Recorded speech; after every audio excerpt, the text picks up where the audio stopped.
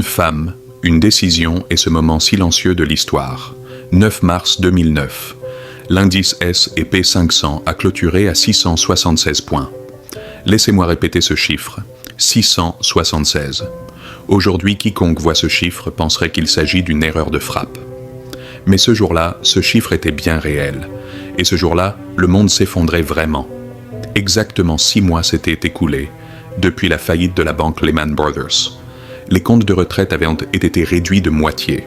Les gros titres des journaux gravèrent une panique massive dans l'esprit des gens, la plus grande crise depuis 1929. Les marchés boursiers chutaient. Le chômage grimpait en flèche, l'espoir s'épuisait. La plupart des gens étaient pétrifiés. La peur avait déplacé des millions de personnes, non seulement financièrement, mais aussi mentalement. C'est à ce moment précis qu'une institutrice nommée Margaret a pris une décision qu'elle-même pensait être une folie. Elle a investi 50 000 € qu'elle avait économisés pour acheter une maison dans un fonds indiciel S&P 500. Qu'avez-vous ressenti en entendant cela? Probablement du doute, peut-être un léger frisson, car lorsque vous essayez d'imaginer ce moment, vous pouvez ressentir l'atmosphère. Le bruit des nouvelles économiques ne s'arrêtait pas. Les voisins perdaient leur emploi. Les banques s'effondraient une à une. Et Margaret, au beau milieu de cette obscurité, a renoncé à son rêve de maison et a confié son argent à un marché vacillant. Ses amis l'ont traitée de folle. Sa famille l'a suppliée. Attends. Attends que les choses se stabilisent. Pour eux, cet argent était déjà perdu. Ils avaient juste besoin de quelques mois supplémentaires pour s'en rendre compte. Margaret ne les a pas écoutés. Mais nous devons comprendre une chose. Il n'était pas facile de ne pas écouter. Les gens qui vous aiment vous crient dessus pour vous protéger. Chaque argument qui semble logique disait « Attends ». Les médias disaient « Attends ». Les économistes disaient « Attends ». Et il y avait aussi une voix à l'intérieur de Margaret, la voix de la peur. Cette voix disait probablement aussi « Attends ». Mais Margaret a réussi à faire taire cette voix. Aujourd'hui, ces 50 000 € valent environ 590 000 €. Margaret n'a pas choisi une seule action. Elle n'a pas calculé le timing parfait. Elle n'a pas eu d'informations privilégiées. Elle a fait une seule chose. Elle a vu l'opportunité créée par la peur et a agi. Elle a reconnu ce moment que l'on ne rencontre qu'une, peut-être 2 fois par génération. Et cette reconnaissance a changé sa vie. Maintenant, je dois vous dire ceci. Nous sommes également dans un tel moment. Mais cette fois, la bourse ne s'effondre pas. Cette fois, le mécanisme est beaucoup plus grand, beaucoup plus profond. Et beaucoup moins de gens en sont conscients. 124 milliards d'euros. Le plus grand mouvement de l'histoire. Il y a un chiffre. Quand vous entendrez ce chiffre, vous vous direz sûrement que j'exagère. Mais c'est 124 billions d'euros. C'est l'ampleur de la richesse qui changera demain au cours des 20 prochaines années. C'est le chiffre révélé par l'étude, publiée en 2025 par le cabinet de recherche Cerulli. À aucune époque de l'histoire, un transfert de richesse de cette ampleur n'a eu lieu. Aucune guerre, aucune révolution, aucun bond technologique n'a provoqué un mouvement économique aussi colossal. Faisons une pause pour bien comprendre certaines choses. 124 billions d'euros. Cela dépasse la totalité de la production économique annuelle de tous les pays du monde. C'est plus de 5 fois la dette nationale actuelle des États-Unis. C'est 25 fois l'ensemble des plans de relance économique déployés dans le monde pendant la pandémie. Qu'y a-t-il derrière ces chiffres? La génération vieillissante née après la Seconde Guerre mondiale. Une génération qui détient actuellement environ 52% de toute la richesse aux États-Unis. Cela représente 78 billions d'euros. Les plus jeunes de cette génération ont 62 ans cette année. Les plus âgés approchent les 80 ans. Et cette génération devra laisser tout ce qu'elle possède, ses maisons, ses actions, ses entreprises, ses économies, dans un avenir proche. Alors, où iront toutes ces richesses? Selon les estimations, environ 16 billions d'euros iront directement aux héritiers et 18 billions d'euros aux œuvres caritatives. La génération X héritera d'environ 39 billions d'euros au cours des 25 prochaines années. La génération Y, quant à elle, de 46 billions d'euros. La génération Z commencera également à ressentir cette vague au milieu des années 2030 et 2040. Et la plus grande partie de ce transfert passera d'abord par les conjoints. Environ 54 billions d'euros seront transférés aux conjoints survivants avant le transfert intergénérationnel. La destination d'environ 40 billions d'euros de ce total, les femmes veuves. Cela entraînera une transformation historique dans le secteur du conseil financier, de la gestion de patrimoine et des services de planification. Mais en réalité, là n'est pas la question. Le vrai sujet, c'est ceci. Lorsque cet argent se déplace, il ne reste pas immobile. Il afflue vers les investissements. Il afflue vers l'immobilier. Il afflue vers les entreprises. Il afflue vers la bourse. Et ce mouvement crée des vagues d'opportunités pour quiconque s'est bien positionné. La leçon de 2009 est le secret des nouveaux millionnaires. Savez-vous ce qui s'est passé depuis 2009 ? L'indice S&P 500 a augmenté de plus de 900% depuis ce creux de 676 points jusqu'en janvier 2026. L'indice a dépassé les 7000 points pour la première fois. L'argent investi ce jour-là, le plus sombre de l'histoire, soit 100 €, s'est transformé en environ 1000 € aujourd'hui. Mais qui ont été les plus grands bénéficiaires de cet enrichissement ? Ce n'étaient pas les traders en bourse, ce n'étaient pas les fonds d'investissement, ce n'étaient pas les analystes disposant d'informations privilégiées. C'étaient des enseignants, c'étaient des infirmières, c'étaient des comptables, c'étaient des propriétaires de petites entreprises, c'étaient des gens ordinaires qui ont continué à investir dans leurs comptes de retraite individuels et leurs fonds pendant que tout le monde paniquait. Les chiffres révèlent clairement cette réalité. En 2010, il y avait environ 8,4 millions de ménages millionnaires aux États-Unis. À la fin de 2024, ce nombre a presque triplé pour atteindre environ 24 millions. 15 millions de nouveaux ménages millionnaires en 14 ans.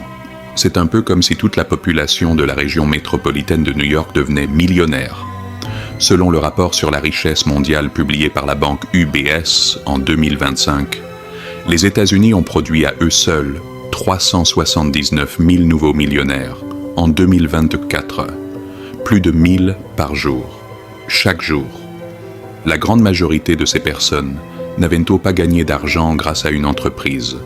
Elles n'avaient pas spéculé en bourse. Elles avaient simplement continué à participer au marché.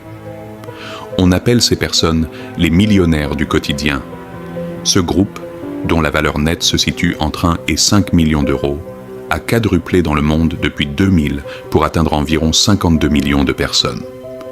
Leur richesse collective, plus de 17 billions d'euros. La porte menant à ce chemin n'est pas fermée, elle n'est pas secrète, c'est reproductible. Suivez l'argent. Vers quelle richesse afflue-t-il et comment ? Lorsque 124 billions d'euros se déplacent, tout ne reste pas identique. Pour comprendre cela, il faut regarder la différence entre ceux qui laissent cet argent et ceux qui le reçoivent. Les générations plus âgées ont accumulé de la richesse avec une approche de portefeuille composée en grande partie d'actions et d'obligations fiables et solides. Mais leurs héritiers, la génération Y et la génération Z, pensent ça de manière totalement différente. L'étude de Bank of America et Merrill Lynch dresse un tableau saisissant. 72% des investisseurs âgés de 21 à 43 ans estiment qu'il n'est plus possible d'obtenir des rendements supérieurs à la moyenne, avec des actions et des obligations traditionnelles. C'est 72%. Cela signifie que des billions d'euros vont se déplacer vers différentes classes d'actifs. L'infrastructure de l'intelligence artificielle est l'indicateur le plus clair de ce changement. En 2026, des entreprises comme Nvidia dominent les rendements du marché. L'énergie propre, l'innovation dans le domaine de la santé et les actifs numériques attirent une quantité disproportionnée de capitaux grâce à la transformation des préférences intergénérationnelles. L'immobilier n'est pas non plus en reste dans cette transformation. L'offre de biens immobiliers augmentera dans les banlieues et les zones de retraite, où vivent principalement les générations plus âgées. Mais dans les villes, qui attirent les jeunes générations, dans ces zones géographiques où se concentrent les investissements technologiques, la concurrence sera féroce. Regardez la différence entre Austin et Cleveland. Depuis l'an 2000, les prix moyens des logements ont augmenté de plus de 150%. Mais cette augmentation a été répartie de manière extrêmement inégale sur le plan géographique. Les villes qui attirent des commuter la jeune main-d'œuvre et le capital technologique sont largement en tête de cette course. L'endroit où vous vous positionnez pourrait être un facteur déterminant dans l'accumulation de votre patrimoine au cours des 20 prochaines années. Restez au cœur de la volatilité, la leçon la plus chère de l'histoire. Le marché a-t-il augmenté sans interruption depuis 2009? Non. En 2011, la crise de la dette européenne a éclaté. En 2013, le gouvernement a été paralysé. En 2018, les guerres commerciales ont commencé. En 2020, la pandémie a ravagé les marchés. En 2022, la tendance baissière du marché a mis à l'épreuve les nerfs de millions d'investisseurs. À chaque fois, les analystes ont dit « Cette fois, c'est différent ». À chaque fois, les chroniqueurs ont crié « Vendez et vendez ». Et à chaque fois, le marché s'est redressé. Selon les données de Goldman Sachs, manquer les 10 meilleurs jours du marché depuis 2009 a fait chuter le rendement annuel d'environ 17% à 12%. Manquer les 25 meilleurs jours a réduit le rendement de près de moitié. Mais quand ces jours se sont-ils produits? Pendant les périodes où la peur était la plus forte et où la volatilité du marché était à son apogée. Ceux qui ont paniqué et sont sortis se sont retrouvés exclus au moment précis où l'opportunité était la plus grande. Voyons la puissance d'un investissement régulier avec des chiffres. Quelqu'un qui aurait investi 500 € par mois en 2009 et qui serait resté dans un fonds indiciel S&P 500 se retrouverait au début de l'année 2026 avec une épargne de plus de 250 000 €, et ce, sans compter aucune contribution de l'employeur. Si une personne qui a 35 ans aujourd'hui continue d'investir 500 € par mois pendant 25 ans, ce qui coïncide avec la durée estimée du grand transfert de richesse, avec un rendement historique de 10%, cette contribution de 150 000 € pourrait se transformer en 665 000 €. Même avec un rendement plus conservateur de 7%, elle pourrait atteindre 445 000 €. Et si vous augmentez cette contribution à 1 000 €, en 10 ans, avec un rendement de 10%, 1,33 million d'euros. Avec de la constance, une personne ordinaire peut devenir millionnaire. L'opportunité n'est pas seulement l'héritage, c'est le mouvement lui-même. Je dois le dire clairement et nettement, car je ne veux absolument pas être mal compris. La grande majorité de ces 124 billions d'euros est concentrée entre les mains d'une petite minorité. Selon les estimations, environ 62% de la richesse qui sera transférée provient de ménages à valeur nette ultra élevée. Ces ménages ne représentent que 2% de l'ensemble des ménages. Qu'est-ce que cela signifie, selon vous? Rester assis dans l'attente d'un héritage qui changera la vie est une stratégie faible pour la majorité, car la majorité ne recevra pas ce grand héritage. Mais la véritable opportunité n'est pas l'héritage lui-même. Ce sont les vagues créées dans l'économie par le mouvement de ces 124 billions d'euros. Lorsqu'une partie de cet argent afflue sur le marché, les prix des actifs augmentent pour tous les investisseurs. Lorsqu'une partie entre sur le marché immobilier, les valeurs augmentent pour les propriétaires.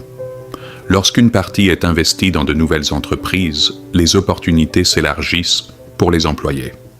Le transfert de richesse crée une marée montante qui soulève simultanément plusieurs classes d'actifs. Et la demande de professionnels nécessaires pour gérer, protéger et orienter ce mouvement explose.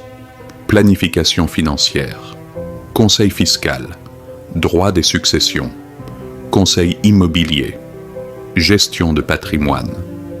la demande de main-d'œuvre dans tous ces domaines augmentera de manière spectaculaire au cours des prochaines décennies. Les chiffres reflètent déjà cette tendance. La proportion de clients de la génération Y et de la génération Z dans les sociétés financières, axées sur les clients fortunés, est passée de 8% en 2021 à 25% en 2024. Les conseillers qui ont compris cette transformation ont déjà saisi les emplois qui assureront une croissance composée pendant des décennies. Contexte historique. Où se situe ce moment? Regardez l'histoire. Lors de la révolution industrielle qui a suivi la guerre civile, ce pays a créé ses premiers millionnaires. En 1900, les États-Unis comptaient entre 4 000 et 5 000 millionnaires. La richesse était concentrée entre les mains des industriels et des financiers.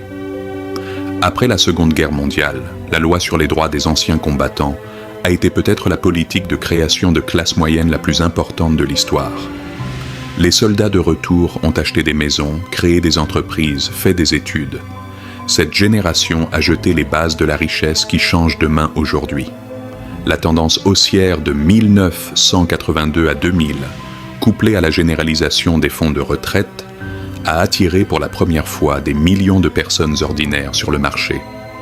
L'indice S et P500 a gagné près de 3000% depuis le début des années 1980. Et la période de reprise de 2009 à 2026 a presque triplé le nombre de ménages millionnaires. Dans chaque grande période de création de richesse, nous constatons ceci. Il n'y avait pas besoin d'être un génie. Aucun accès secret n'était requis. Il suffisait de faire partie de l'expansion économique et de rester patient. Le grand transfert de richesse est le prochain maillon de cette chaîne. 124 billions d'euros vont se déplacer. L'activité économique va s'accélérer. Les prix des actifs seront soutenus. Des opportunités seront créées. La seule question est la suivante. Où vous situerez-vous dans ce tableau? Passer à l'action et étape concrète. La connaissance est sans valeur tant qu'elle ne se transforme pas en action. Transformons maintenant tout ce dont nous avons discuté en étapes concrètes. Maximisez vos comptes à avantage fiscal. Repoussez les limites de vos cotisations au fonds de retraite. Remplissez votre compte de retraite individuel. Cotisez à votre compte d'épargne santé. Ces comptes permettent à votre patrimoine de croître de manière exponentielle, sans le fardeau fiscal annuel. Restez sur le marché avec des fonds indiciels larges. N'essayez pas de deviner quel secteur gagnera le plus. Achetez l'ensemble du marché avec des fonds indiciels à faible coût. Alors que 124 billions d'euros affluent vers divers investissements, une large exposition au marché vous permet de prendre votre part de la croissance globale. Développer des compétences qui servent le mouvement des richesses. Se spécialiser dans la finance, l'immobilier. La planification successorale ou le conseil en patrimoine représente l'une des plus grandes opportunités professionnelles des 20 prochaines années. Dans ce mouvement de capitaux, ceux qui les gèrent et les protègent gagnent également. Créer une réserve de liquidité. Les grands transferts de richesses s'accompagnent également de fluctuations du marché. Ils créent des moments où les actifs sont temporairement mal évalués. Pouvoir acheter quand d'autres sont obligés de vendre augmente considérablement le rendement à long terme. Évaluez votre positionnement géographique. Si vous avez de la flexibilité, recherchez où la richesse se concentrera et d'où elle se dispersera. Dans les marchés qui attireront les jeunes et où afflueront les investissements technologiques, l'immobilier peut prendre une avance significative.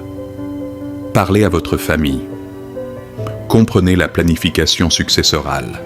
Que vous soyez un bénéficiaire potentiel ou la partie qui lègue, ces conversations sont cruciales à la fois pour la planification financière et pour un transfert intergénérationnel en douceur. Allongez votre horizon temporel. Ce n'est pas un sprint, c'est un marathon de 25 ans. Les fluctuations à court terme ne peuvent pas surmonter la puissance d'une participation à long terme. La distance entre savoir et agir. Je voulais vous expliquer à quel point ce que Margaret a fait en 2009 était difficile. Car lorsque vous regardiez les informations ce matin-là, il n'y avait rien qui disait investi. Tout disait fuis. Toutes les données, tous les experts, tous les instincts, tous vos proches. Mais Margaret a reconnu ce moment silencieux de l'histoire. Et voici ce que nous savons aujourd'hui. Tout le monde pouvait voir l'opportunité de 2009. Sur l'écran de quiconque ouvrait un compte de courtage, ce même chiffre de 676 brillait. Cette information était accessible à tous. Mais seuls quelques-uns ont agi. 124 billions d'euros de grands transferts de richesse est également une information accessible à tous. Les rapports sont sur Internet. Les données sont publiques. Le fait que nous puissions avoir cette conversation en ce moment, j'en suis reconnaissant. Mais il ne suffit pas de savoir. Dans chaque grande période de création de richesse, ce qui séparait ceux qui devenaient pauvres millionnaires de ceux qui ne le devenaient pas, n'était pas l'intelligence. Ce n'était pas l'information privilégiée. Ce n'était pas la chance. C'était la volonté d'agir. Le plus grand transfert de richesse de l'histoire a commencé. Il continue chaque jour. Chaque jour, les économies changent de main. Chaque jour, des opportunités sont créées. Chaque jour, de nouvelles positions sont prises. Nous aurions dû planter l'arbre il y a 20 ans. Mais le deuxième meilleur moment, c'est maintenant. Margaret ne le savait peut-être pas. Mais elle a vu. Et quand elle a vu, elle a agi. Vous voyez maintenant. Le reste vous appartient.